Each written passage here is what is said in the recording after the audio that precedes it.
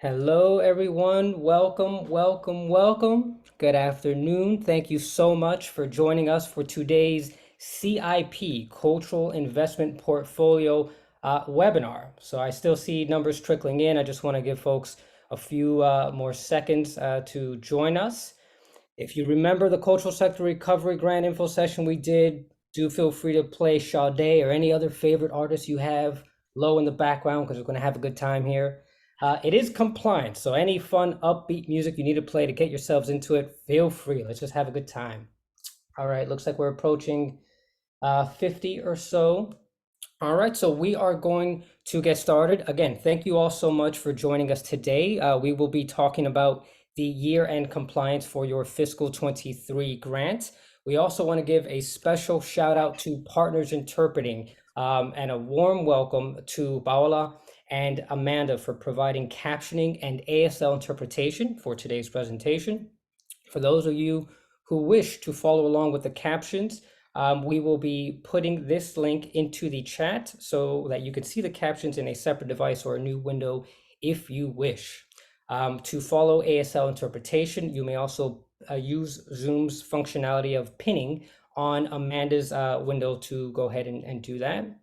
Regarding Q&A, we do have, first off, we do have breaks kind of built in to today's presentation where we will be seeing what questions come through and addressing them as we go through. We'll also have a designated Q&A section at the end, but we do ask everyone, please use Zoom's Q&A feature at the end. It just makes things a little bit easier to navigate.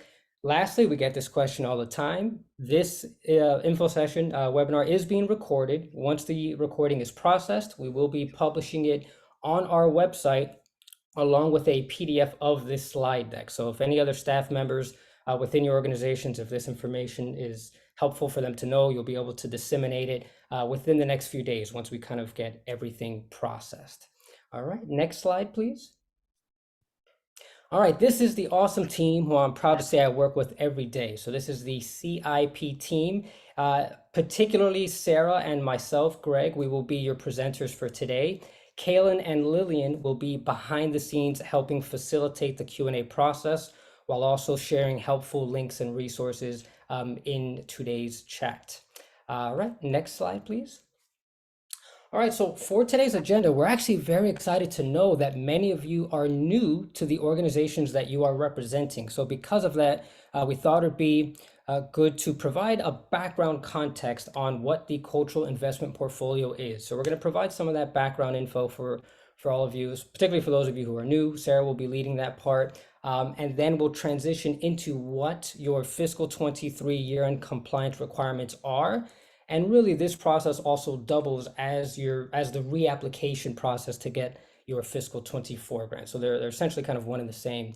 Lastly, for those of you who have been with us for quite some time, know that last April we made announcements informing everyone that there are changes coming to the portfolio. So Sarah will conclude today's presentation with giving everyone an update on where we're at in that process. And then lastly, if there are any other questions, we'll have time to address them at the very end. All right, so I will now pass it to Sarah, who will talk a little bit more broadly about what the cultural investment portfolio is. Sarah? Hi, this is Sarah Glidden. I'm program manager with the Cultural Investment Portfolio, and I've been with Mass Cultural Council for about, oh my goodness, 8.5 years now.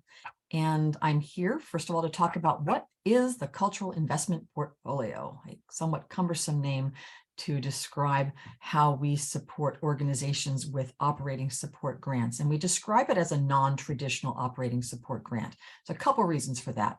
The standard traditional elements of this are that it's unrestricted operating support. So your organization can use these funds in any way that you deem necessary. You can compensate staff, you can pay rent and utilities. We don't ask you for any accounting of how you use these specific funds unless you are one of the few organizations that are asked to fill out the federal funds report, which I will get to later in the presentation. Grant amounts in this program are calculated based on a mathematical formula, and I'm going to get into that in a little more detail. This is the largest of the funding programs at Mass Cultural Council. You are probably familiar with the local cultural council programs, possibly with our artists grants, with our education funding through STARS residencies and through our youth reach programs.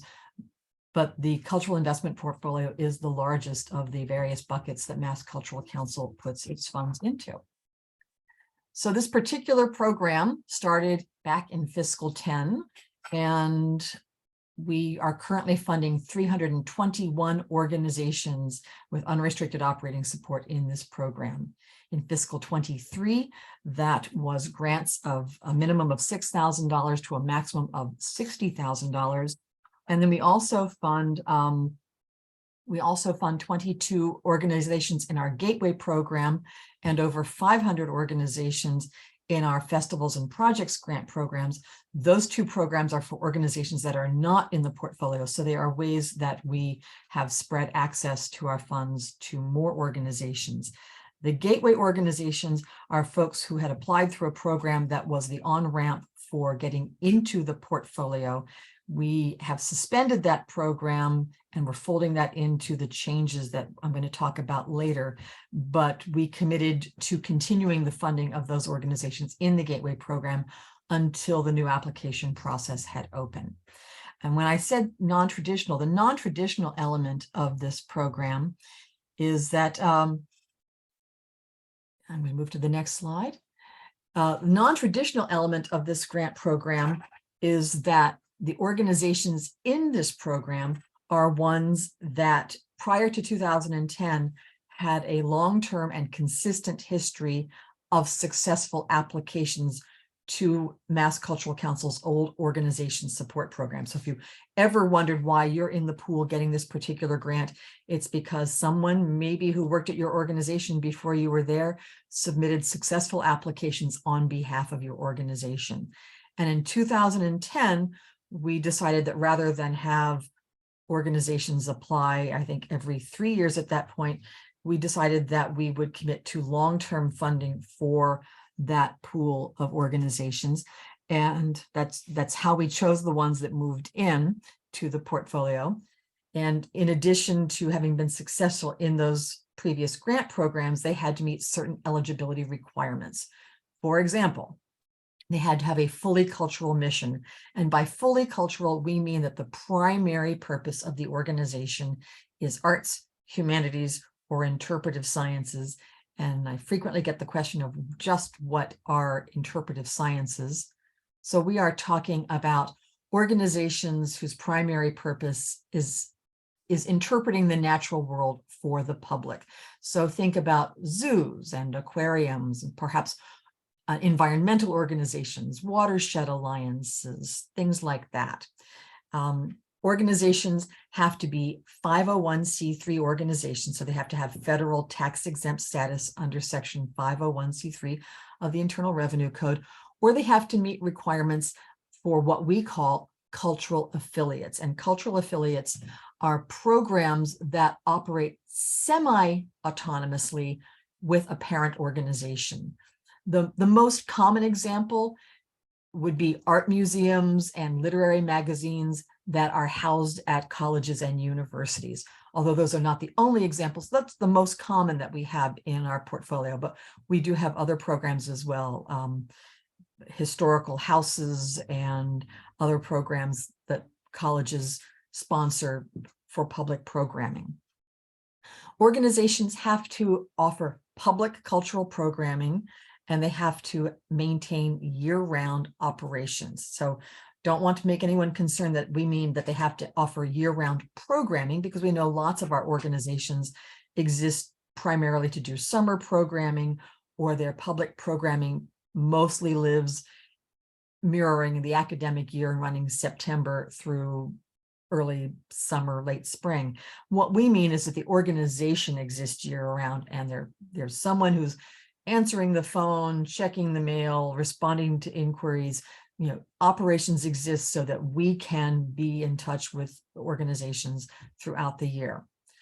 Organizations have to have a minimum annual cash expense of $50,000, and that's based on a 3-year average. So you might go a little over 50 or a little under 50, but across a 3-year average, you are over 50,000. And I'm going to talk about some exceptions to that a little bit later, because certainly COVID has impacted all of our organizations, but particularly our smaller organizations have seen this as a concern. And then finally, organizations funded in this program are required to abide by state and federal regulations which bar discrimination. That all of that information is in your contract. It's also in the contract section of our website, and it's in our guidelines. So I mentioned a formula that the grants for this program are based on a mathematical formula. That formula takes your cash expenses, and that information gets to us through your completing the data arts requirement, which is one of the things we're here to talk about today. And again, we use a 3-year average. So it's not just 1 year's cash expenses, it's 3 years expenses.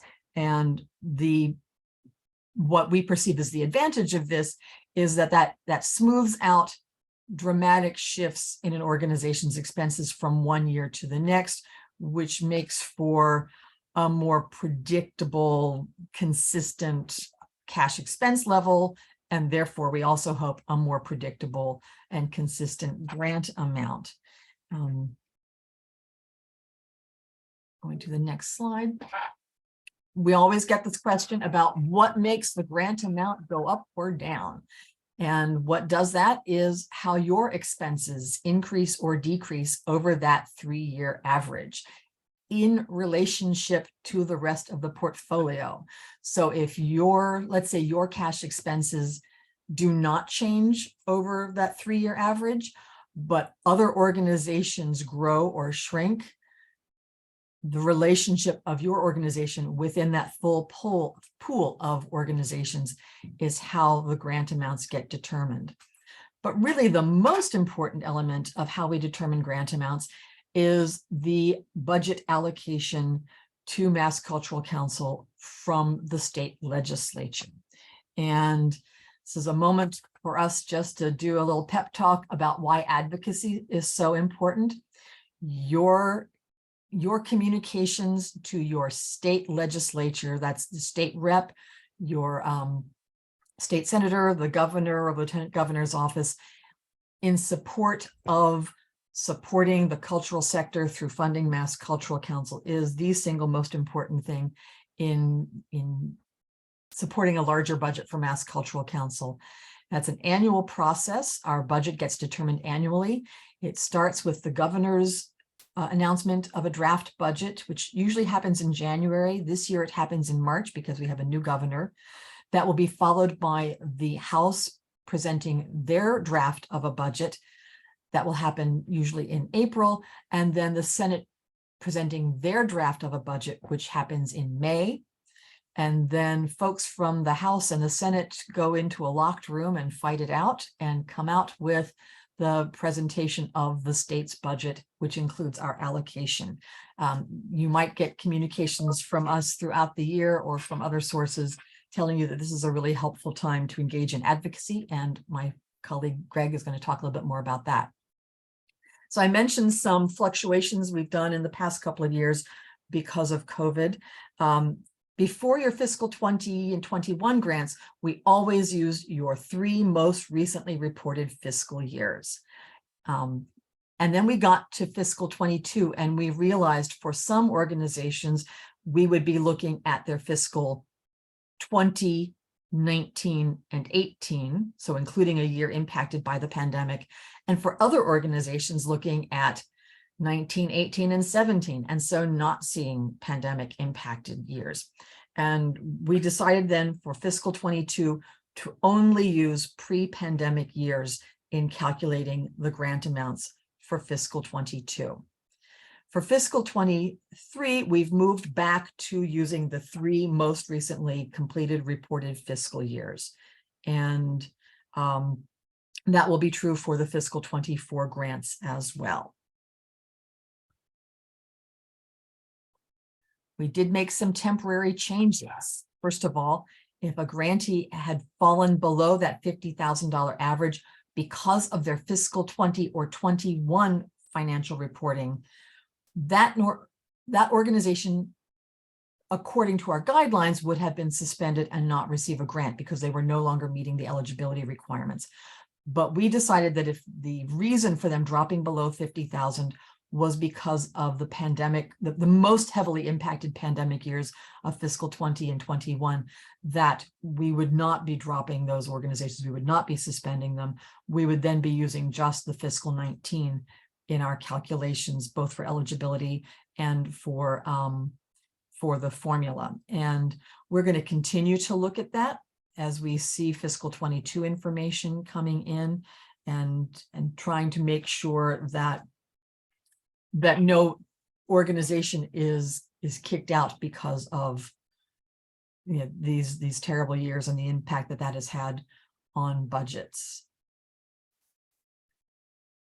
So how do you get your fiscal 23 grant? And I want to say I'm very happy that I think I'm only talking to about 20 or 25 organizations out of our close to 340 organizations that get portfolio or gateway grants. Your grant contract is available now in the Smart Simple Grants Management System. It is only available to the person who is the official CIP contact person. No one else from your organization will see the contract, just the person who is attached to it. That person can download it, complete it, and mail it in by very traditional US mail right now. Send it to our lovely colleague, Cindy Gavilio. And like I said, only about 20 organizations haven't done this, but we really do encourage you to do it soon. If you did not get an email telling you that you had a grant, or if you log in and you don't see the contract, the reason is because we have that contract attached to somebody else in your organization, and somebody else is listed as the official contact. So if that's the case and we need to change that information, please contact us, and you can contact whoever is your regular primary contact, whether that's Greg, Lillian, or myself, or go to our website and see our contact information. We are happy to hear from you and help you get your funds. That's your fiscal 23 grant. But of course, you're here today because you want to know how you make sure that you get your fiscal 24 grant. And actually, let me just take a second here. For those of you who might not have logged into our new grants management system, and maybe it's not so new anymore, we've had it for about 2 years. This is what the login page looks like at Smart Simple, and you can see the URL for this is massculturalcouncil.smartsimple.com. That's an outside organization that we have contracted with to provide the data management system for both applications and historical information on our grants. You log in with your email and your password. Your email is your unique username. It can only be used for one organization. Obviously, if you've forgotten the password, you can click that link and get a new password. If you are new to this system, maybe you're the new person who's handling these issues for your organization, you're going to need to register. And what you do is register as an organization. That might seem counterintuitive. You are, of course, not an organization, you're a person, but you're going to be registering as an organization, and you will then see a text box for you to find the organization that you connect yourself to. At that point, let us know, and we can go through and make you the new contact person on all of the grants for your organization. When you log in, your dashboard looks somewhat like this. You'll see current opportunities that exist at Mass Cultural Council. You'll see your own personal profile. You'll see your organization profile. And as you scroll down, you will see whether or not you have applications in process. And here, most importantly, you will see contract package. I think the most common question I've gotten on this is, I don't see it. And it turns out that folks simply haven't logged down far enough. They haven't scrolled down far enough on the page to see the contract package. Once you've downloaded your contract and sent it back to us, and we've countersigned it and loaded that contract back up for you so you can download a signed copy for your own purposes. At that point, that activates pending reports, and that's your annual CIP annual report, which Greg is going to talk about in just a moment. But all of this stuff exists here. And again, if you log in and you don't see that grant contract package for you, it's because you're not the person we've got attached to it. So, like I said, Your fiscal 23 grant is waiting for you, but we're here today to talk about how you're going to get your fiscal 24 grant. And you get your fiscal 24 grant by completing the requirements for your fiscal 23. So all of these are things that you're contractually required to complete for this grant. Oh, I just wanted to point out, and I meant to say this earlier, you might think that you have to look through a microscope to find your data profile or your CIP annual report. No, we just decided to dress up our presentation by having a couple of images from some of our grantee organizations, make it a little more interesting than just slides full of text. We're always looking for good photographs. So if you have photographs of your organization's activities that you'd like to share with us, whether we might use them for a blog post or use them in future presentations, again, just to make things look better, please, we encourage you to send those images to us. We'd be delighted to have them. We really love the opportunity to sort of spotlight some of the organizations that we support. But back to the facts. Your annual requirements, there are two components. First of all, the data profile and the funder report that you will report through SMU Data Arts, that's the cultural data profile. And secondly, the CIP annual report, which lives on the Smart Simple Grants Management System. The reporting timeline. These have to be completed by May 31st of 2023. It's in red because it's so important. It's available now. You can go in and start these reports anytime. We'd love for you to get your data arts report done as soon as possible. And you do have a month deadline for your organization. This is a preliminary deadline. It's approximately 9 months after the end of your fiscal year. Our assumption, and this is true for most organizations, is that within 9 months of the end of your fiscal year, you should have either your 990 or your audit, and that's the material that you're going to need to do your data arts report.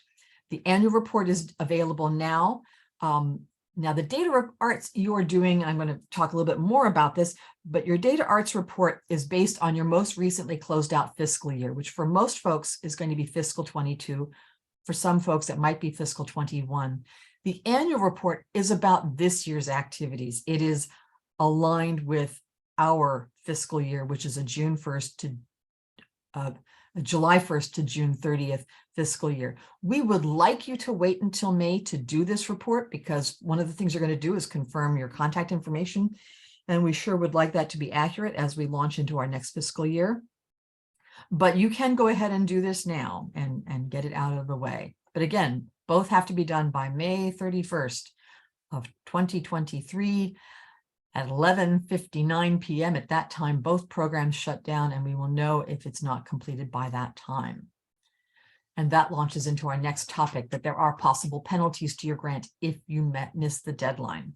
If you do not complete both of those requirements by the 11:59 p.m. deadline on May 31st, there will be a 25% penalty to your grant for the following year. At that point, there's an automatic extension for 1 more week to June 7th. If you haven't completed your requirements by June 7th, your organization will be suspended and not receive a grant for the following fiscal year. I'm going to be honest, we don't want this to happen. We hate it when this happens. You are going to hear from us so many times during the month of May if you have not completed your requirements, because really it is our goal that everybody gets it done on time and does not see any penalty to the next year's grant. Can you get an extension? Well, we know some organizations have had a lot of trouble with their accounting firms, that COVID has really disrupted timelines for a lot of the work that's being done by their accountants. The accountants are also overwhelmed because of shifting reporting requirements for them. So we have allowed organizations to request an extension on the data arts report, not on the annual report, the CIP annual report. That must be done by May 31st. There's no exemption to that. And honestly, when you see how little content there is in it, you'll understand why. But the data arts, if you are having a problem with getting your accounting information completed in time to do the report to us for May 31st, you can request an extension. What we're going to want from you, first of all, as soon as possible, for you to send us an email explaining this. And then to complete that process, you need a letter requesting the extension. You need to include a letter from your auditor explaining why your auditor is delayed in getting this done. And then finally, we will need your unaudited financial statements for that fiscal year that you should have done the data arts for. So we need financial information from you that we can use to fold into our formula process. The extension that you'll get is to September 30th.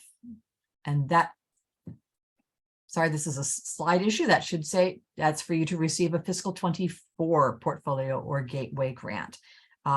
So again, you have to get this information to us prior, we need the materials in our hands by May 31st. We'd like to have the actual request before then, so we know what to expect, but your completion of it has to be by September 30th for us to move forward.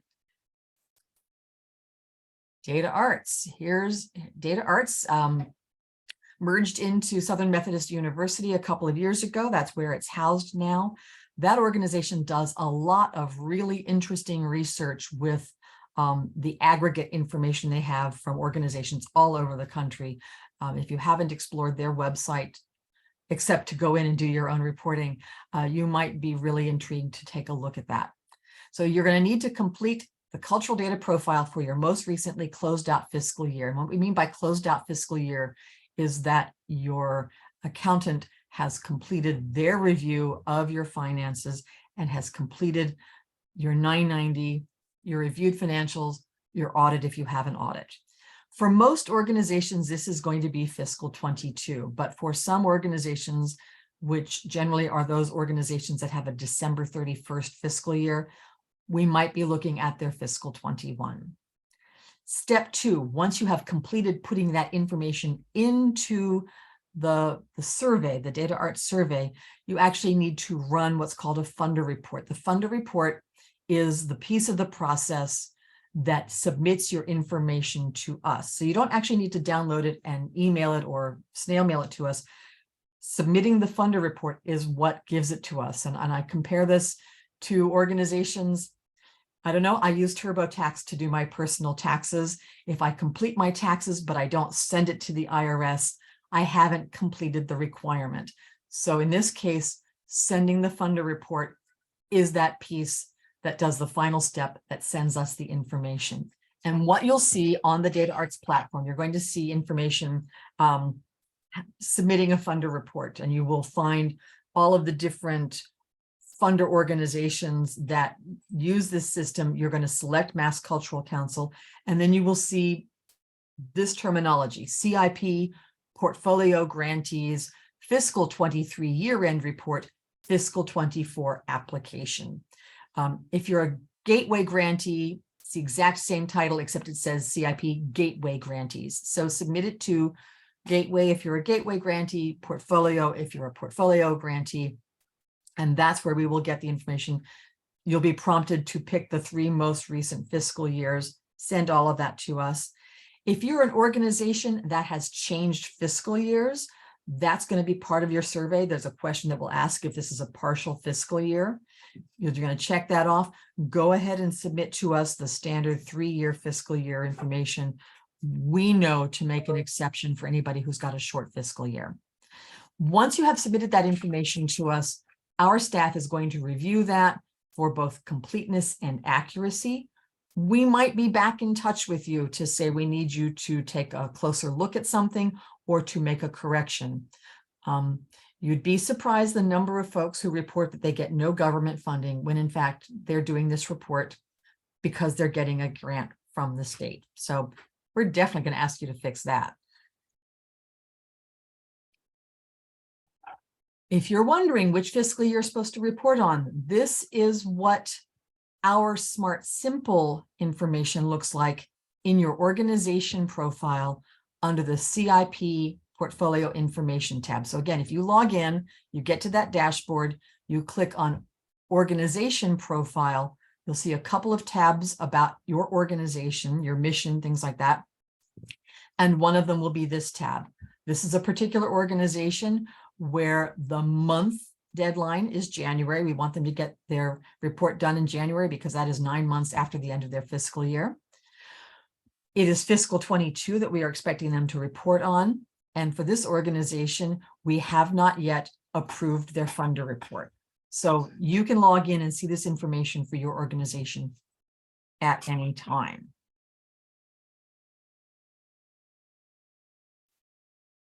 Do you need help? Frequently, folks need help with the Data Arts platform, and they have a fabulous support center. Honestly, year after year, we hear that the help desk folks at Data Arts are the most helpful and most knowledgeable and really supportive. They are open from 10:30 a.m. to 7 p.m. and you can also email them. They also have a large knowledge base on their website, and they have a training calendar, so you can sign up to do their workshop.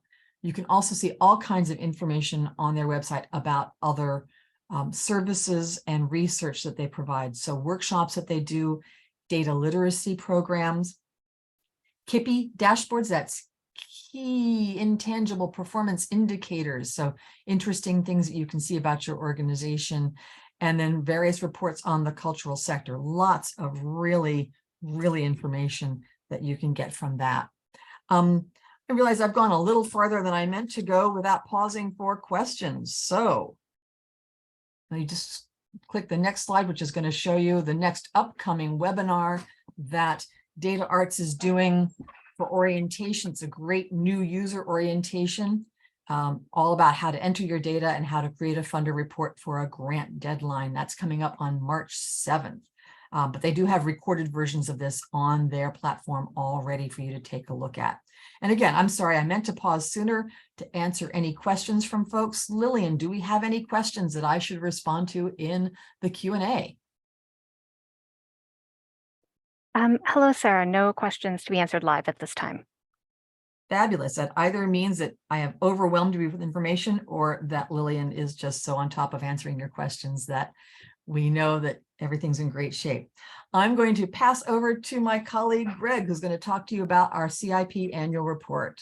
Oh, Sarah, sorry. We actually did just get one question come in asking if you can explain more about what falls under cash. I believe this is in regards to the cash expenses we look at. Great question. So, organizations get funding from a lot of sources: earned revenue, contributed revenue, grants, individual donations. A lot of organizations also depend a lot on either in-kind donations or on volunteer time. Volunteer time and in-kind donations do not count as cash. So if someone is providing you with donated services or goods, that's not going to figure into your cash expenses. The other thing that doesn't figure into your organization's cash expenses, if your organization functions as a fiscal sponsor to other organizations, their income and expenses are their own, even if you are managing that information, that data for them. So we would consider any fiscal sponsorships that you are handling to be pass-through funds, not your funds, but funds that you're handling for someone else. Also, if you receive funds specifically for the purpose of re-granting, that is not your organization's cash expenses. That's funding that's going elsewhere. We do have a couple of organizations in our portfolio that are local cultural councils that do their own programming. That's why they're eligible for this grant program.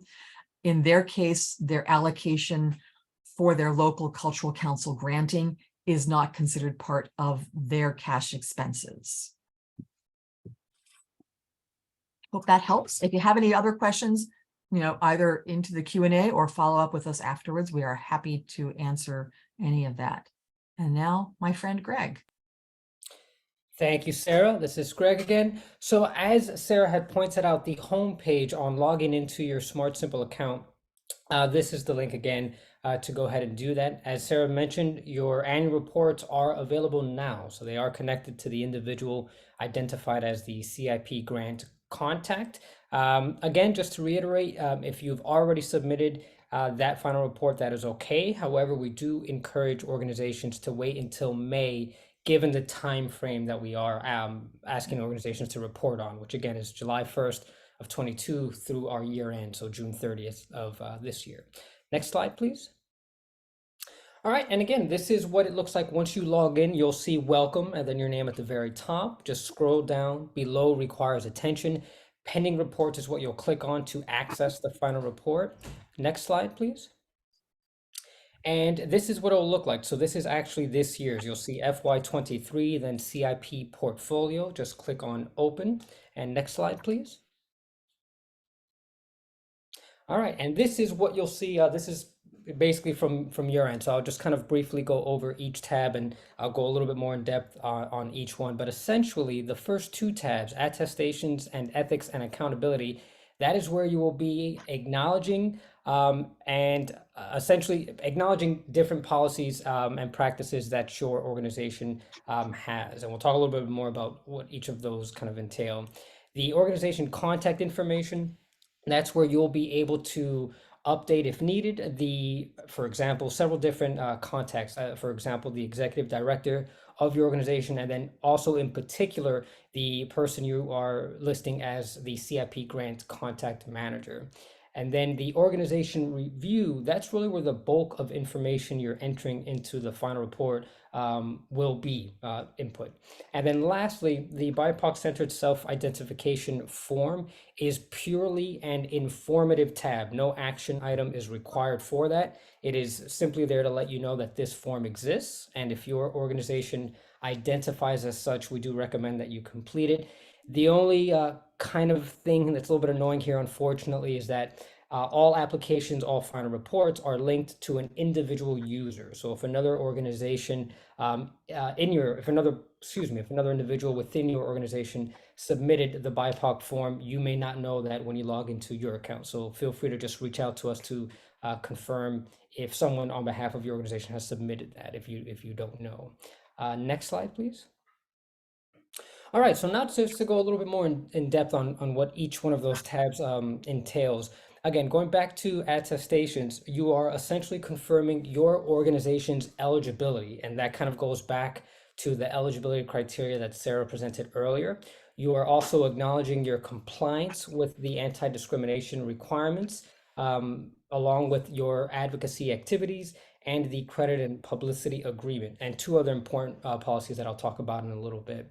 And then if we kind of go down to that organization review area, that's really the section where you will be sharing any significant changes made to your mission. And we can speak on behalf of what we saw last year, given how a lot of organizations were shifting dramatically because of the pandemic. There were actually a lot of significant changes made to different missions. And then you will also be sharing an update on your core programming. And again, if this is the first time that you are going to be completing the final report on behalf of your organization, feel free to reach out to us so we could share with you what was submitted to us in the past. I think that's actually a great kind of benchmark. You could reference what was submitted last year and then just kind of continue that narrative on what your core programming has entailed for this year. And then lastly, that NEA section, Sarah will talk about in a later slide. Next slide, please.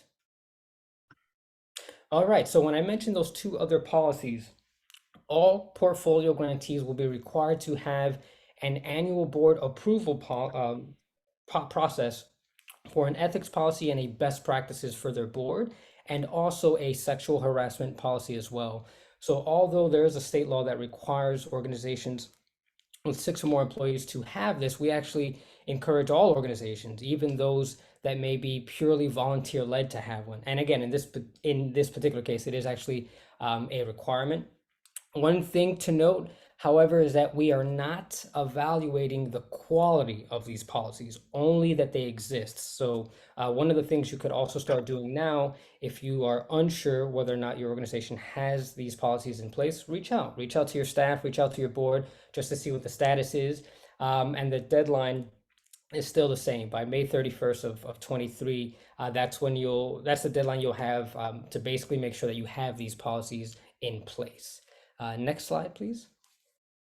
And these are some helpful links to kind of get started. If if as you do that research with your board, if you realize that these policies are not in place, these are some great helpful links to help you start that process or to improve upon it, kind of both. Next slide, please. All right, now for credit and publicity. Whereas for some of our other grant programs, this is the language that we use is that we strongly encourage organizations to do this. But as a CIP grantee, it's actually a requirement. So you'll want to use our logo and acknowledge your receipt of a Mass Cultural Council grant, in particular the CIP grant, on your website, and then any physical copies, such as your programs, your playbills, and other marketing materials, etc. This is a sample of our current logo, and I want to emphasize that I've actually noticed on some organizations' websites they're still using our old logo, unfortunately. So just make sure that you are using our current run, and the link that we have here is where you could actually download the file as well. Next slide, please. Okay, And actually, yes. we do have a question in the Q&A, Sarah, that is a follow-up to a previous question. If it's okay to take a Q&A break now. Sure. Sure. So this question is specifically about supplementing local cultural council grants, but I think it could be applied to any organization that does regranting work. So if an organization does get that LCC allocation or granting from a third party specifically to regrant, if they do fundraising to supplement that grant award or that allocation, does that cash that they fundraise count as part of their cash expenses in the budget, or does all of that money count as pass-through funds? I believe we've only been looking at you know what, I would want to double check that, and I can guess who we're hearing from. So let me double check that and confirm and get back to you. I know we definitely exempt the direct allocation. Okay, thank you. Sorry. Awesome. Okay, so I'll continue. And again, as part of the annual report, you are acknowledging having conducted 2 advocacy activities. So the link at the top here is actually to our, excuse me, I can't say the word now, advocacy activities page, where we talk about what those different activities mean. And you would need to have done these between July 1st of 22 through June 1st of this year, of 23.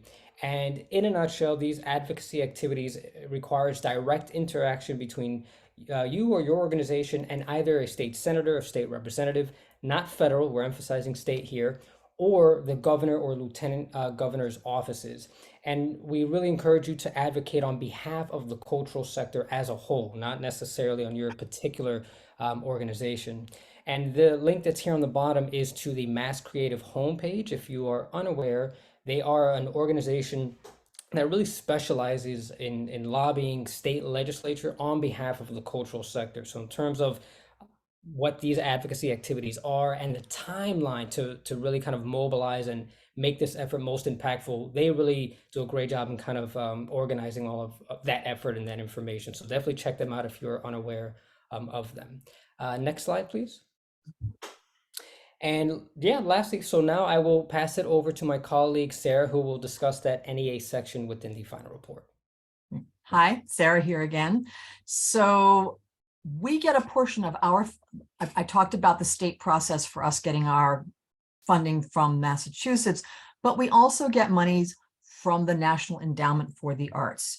And the National Endowment for the Arts requires us to get various pieces of information as part of our reporting to them.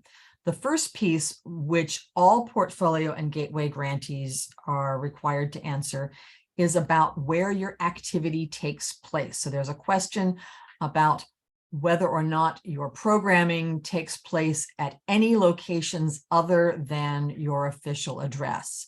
And you have a place to add up to 5 locations where your organization does programming. Now, this could apply to an organization that maybe tours or does work in various schools, or an organization that has an office as their official address, or even a board member's home as their official address, but their programmatic activity takes place someplace else. So we're looking to find out where that's happening. We report that to the NEA, which is really useful to them for knowing where their funds have gone to support activity. The second issue is that there's something called the Federal Funds Report. The NEA specifically wants to know how their monies were spent. And rather than have 340 organizations report on a tiny pie wedge of expenses, we select organizations from the portfolio. These are mostly larger organizations, and some organizations will be asked to complete this form every year. Some organizations might get it every other year, but we are asking you to specifically tell us how you spent the Mass Cultural Council money. And because in that case, we are telling you that your Mass Cultural Council money is money that came from the National Endowment for the Arts. And they've got some requirements around reporting that. All you really need to do is select expenses that have not been covered by other federal or restricted funds. This could be, staff expenses, program expenses that were not covered by another restricted funder, your rent, your electricity, your mortgage payment, operating costs, overhead costs that frequently are not covered by restricted grants. And the deadline for that is also, we'd like to have that by May 31st, but we have more wiggle room on that because that information is all about us compiling it to send it forward to the National Endowment for the Arts. And of course, we are extremely grateful for that support from the National Endowment. It is somewhere over $1 million. So that's pretty meaningful to us in how we're able to support organizations in Massachusetts. You will get a specific email about this, and when you log in, you will see it under the reports portion of your dashboard. If there's no report pending, then you are not one of the organizations that is being asked to complete this. So that's the end of our official presentation. What I'd like to do is stop the recording and see if we have any additional questions that folks would like answered. And I'm going to do that right now. I'm going to stop the record. I've gotten out of the habit